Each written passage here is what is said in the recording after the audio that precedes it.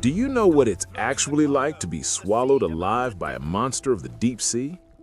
Imagine being tossed into a midnight black ocean in the middle of a storm so violent it's literally snapping timber ships like toothpicks.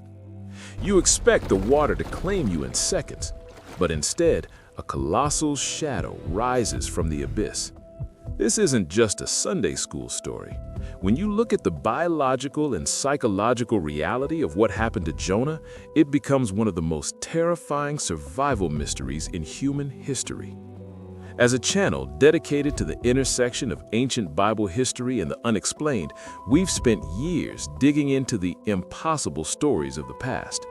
Today, we're stripping away the cartoon illustrations to look at the raw, visceral data of Jonah's 72-hour journey into the mouth of the beast. The story begins with a man on the run. Jonah was given a mission he didn't want, to warn the city of Nineveh, so he hopped on a ship and headed in the exact opposite direction toward Tarshish.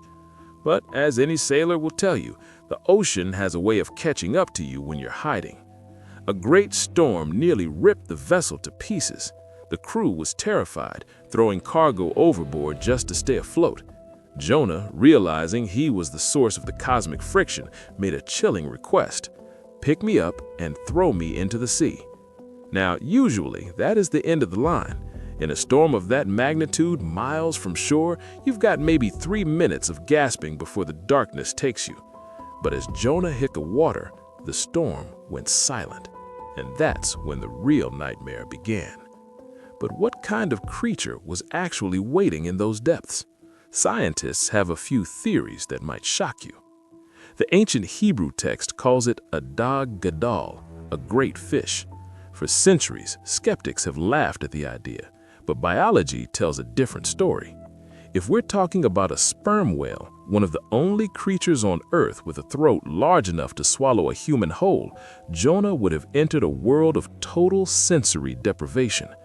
Imagine sliding down a muscular, slimy tube into a chamber filled with digestive enzymes and methane gas.